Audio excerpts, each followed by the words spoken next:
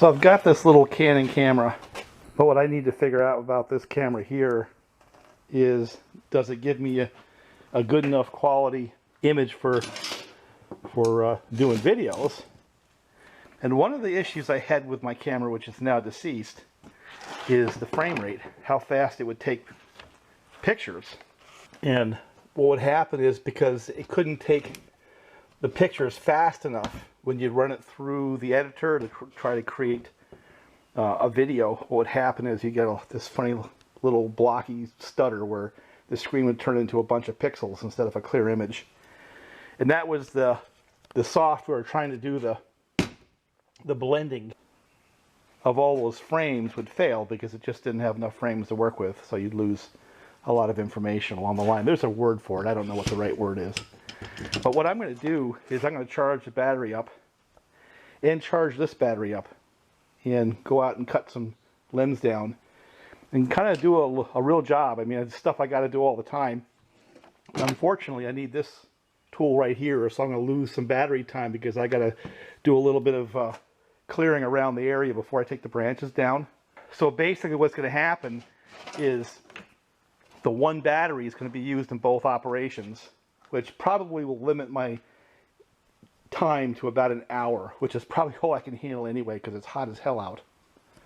So anyway, we'll see how it comes out, and we'll see how it comes out on this little camera. Yeah, I'm leaving the truck running because it's so freaking hot out, and I'm going to test this camera for the first time today. And I think I'm going to set it right behind the other one. And got these battery operated tools. They use the same battery, hole saw and the hedge trimmer. Now this is that tool changer arrangement they have, and I really like these. You know, I like the hedge trimmer attachment the best, but if you look, it's getting a little bit wore out. I gotta sharpen up those blades. Still works, but it's time to get sharpened. So I'm going to start doing what I do every year, start picking down these branches and opening up the road.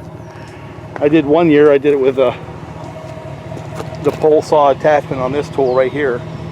Worked out quite well and cleaned up, as you can see, down that side. And this year I'm going to use this one. See how it works. So what I'm going to do, you got the two cameras here, is I'm going to start this one. Here it goes. And I'm going to set this Canon on its box and just face the same way and just start doing some work. And the difference in lens size is going to matter. But you know, the biggest issue I've had before with my other Canon is how fast it takes frames. This one here is a little bit of an upgrade.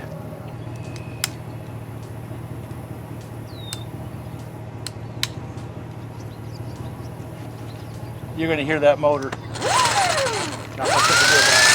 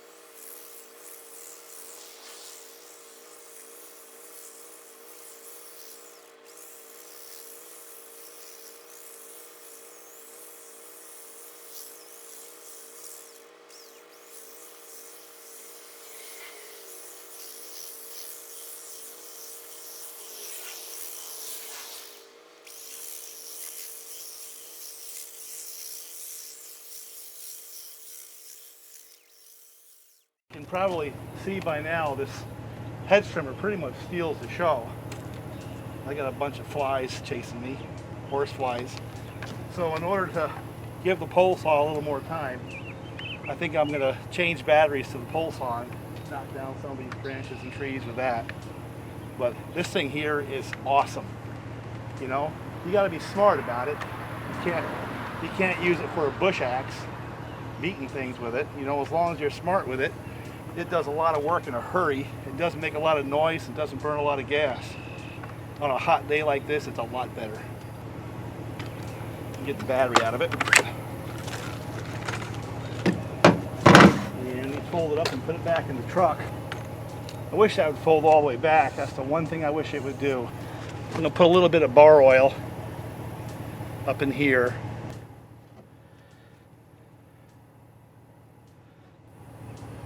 No, it doesn't quite take the full bottle.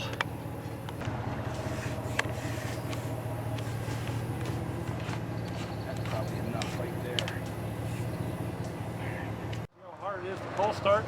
This really isn't that heavy a saw for what it is.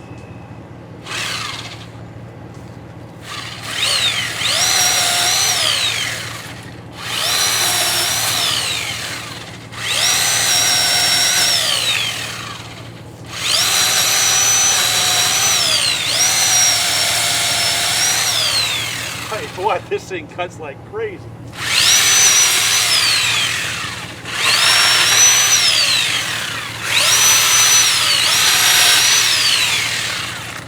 I ought to get my helmet on. I think things are going to be dropping in a hurry. This thing's got a lot of power. I'm going to say right now it has more power than the Husqvarna that I was running this last weekend. All right. There's going to be people who don't like to hear that because Oregon is a little bit of an off-brand. Got to use my hook to get stuff out of the back of the truck. The helmet will get the flies off my ears.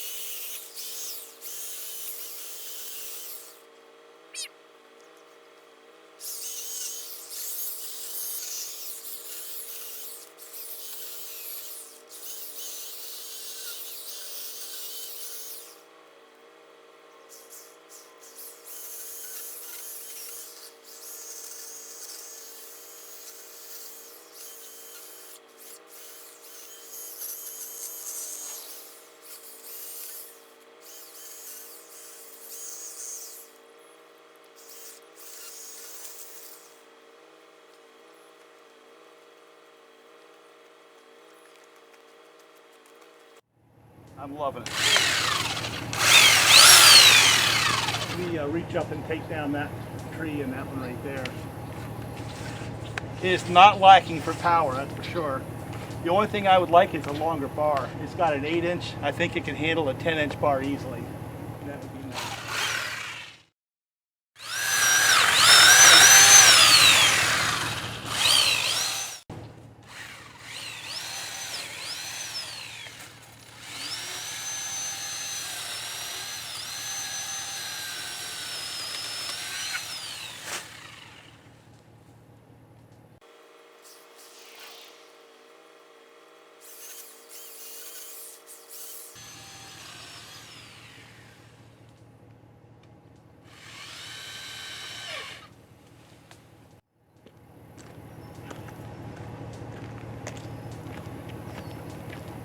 I gotta tighten up that chain. I keep popping it off, but it's loose, and I know it. So, my fault, not its. I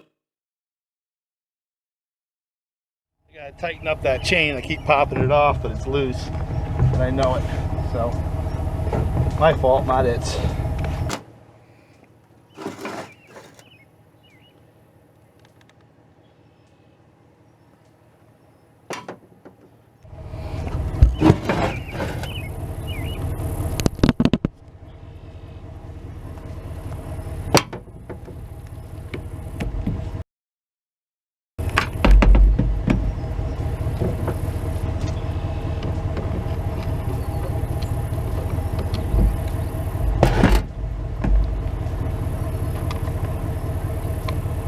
So lesson number one is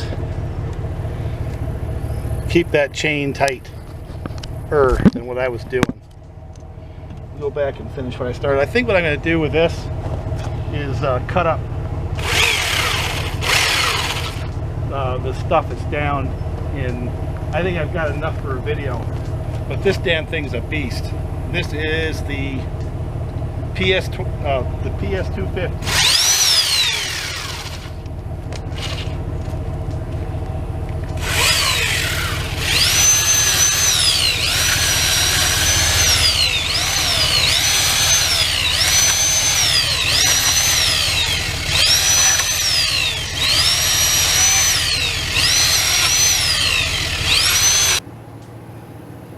So lesson number one is keep that chain tighter than what I was doing. But this damn thing's a beast. This is the PS250.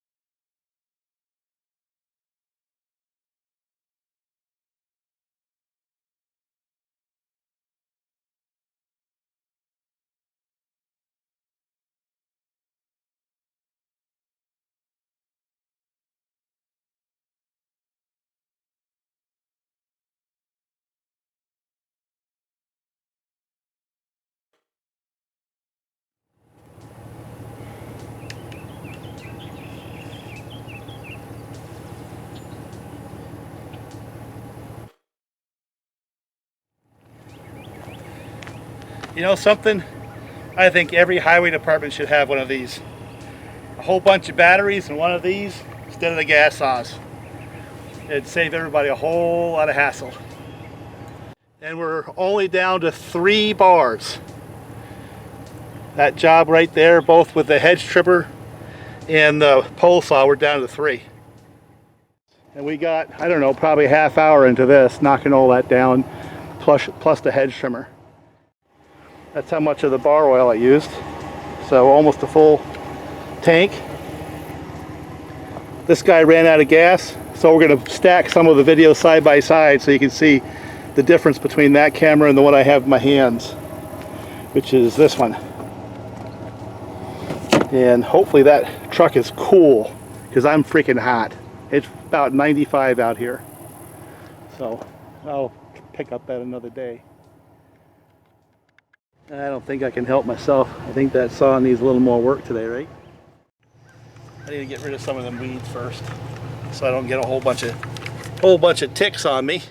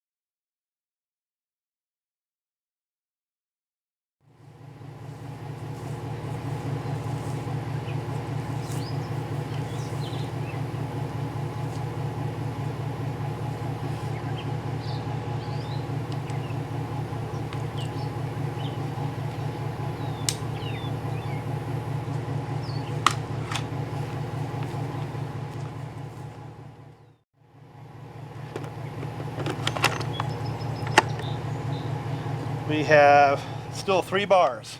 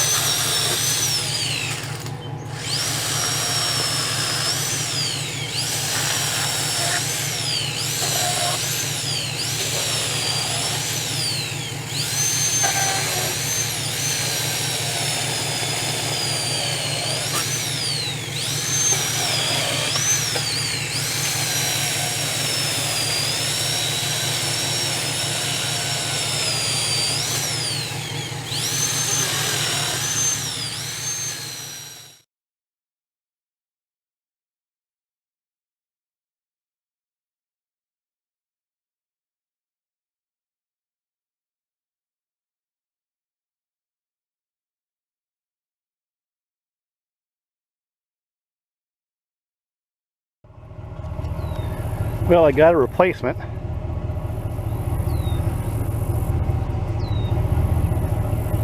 It's used, but it'll do the trick.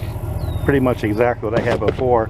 Check out my camera stand, and I'm gonna start working along this side right here. I'm gonna use that pole saw to reach up and knock down some of those branches in these trees right here, which is the entrance to the road. I pretty much got to do the whole road at some point. And I'm going to set this Canon on its box and just face the same way and just start doing some work. And we'll put the two videos side by side so you can see the difference between mini Canon and big Canon. I have a hunch there's no replacement for displacement. Difference in lens size is going to matter.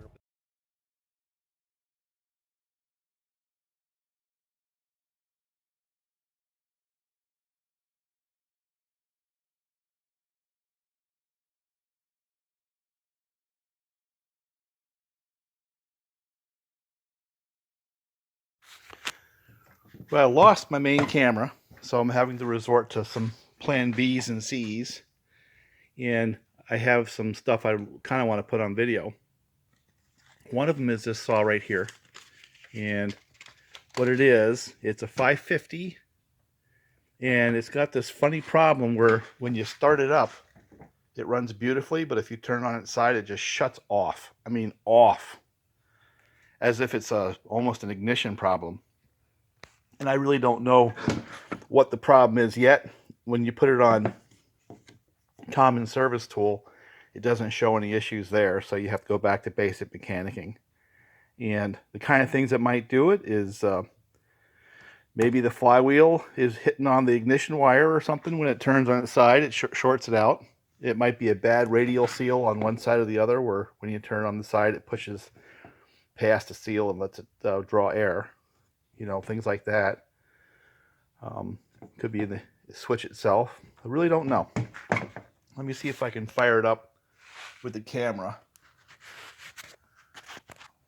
and show you the symptom.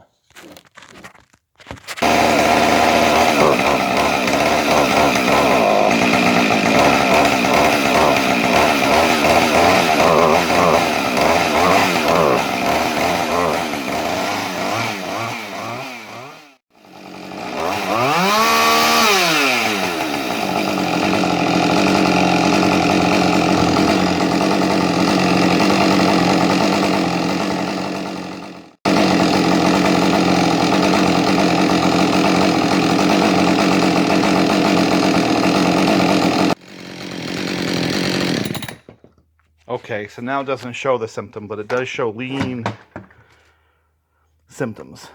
So I wonder if that's related. Let me look at that fuel line.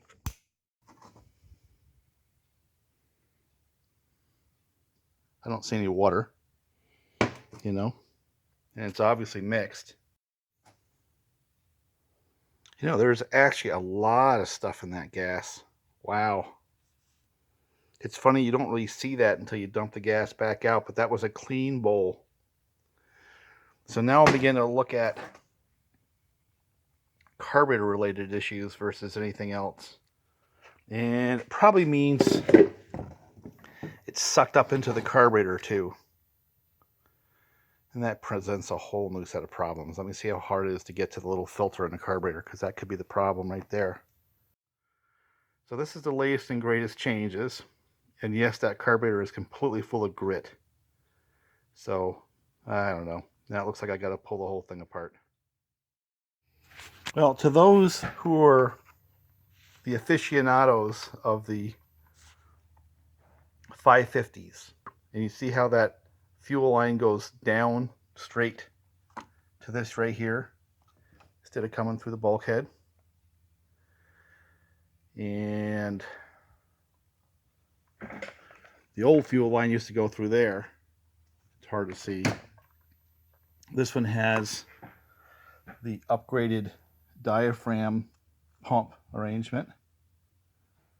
That's considered an upgrade. These retro back, by the way. You can bring all this stuff and put it on the old versions. It's, I guess the lesson of this particular saw is, even though it has auto tune, it's still a saw. And even though it has all this stuff wrapped around a carburetor, it's still a carburetor.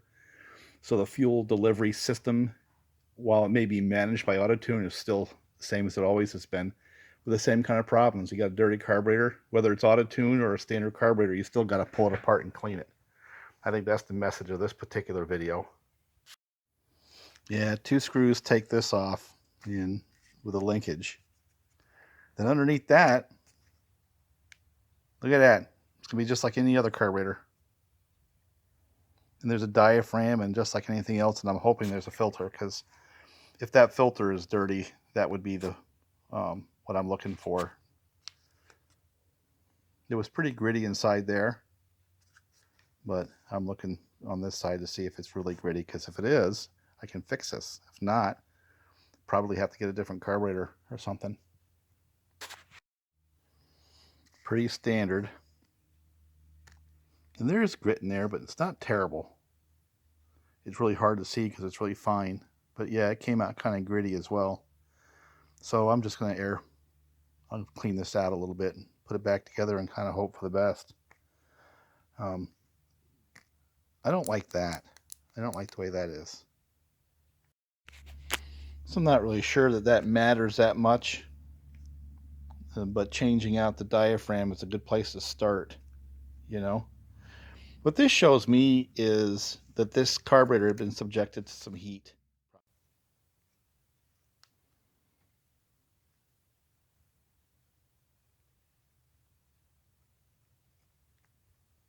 I think the best way of describing this is, as they used to say at the highway department, it's better than it was. So I'm going to put in that diaphragm. I try to clean the carburetor as best I can. Put in that fuel filter, stick it back together, and see if it runs better. One of the subtle things you got to pay attention to is this linkage. It needs to go to the outside. And the reason is, if you put it to the inside, it'll start trying to interfere with the fuel line. Now here's a little tidbit. Could not find at the local dealership the carb kit that was supposed to go with those AT12s, okay? But I needed that diaphragm. So I was able to get another carb kit, I'll put a picture in, that had that diaphragm in there.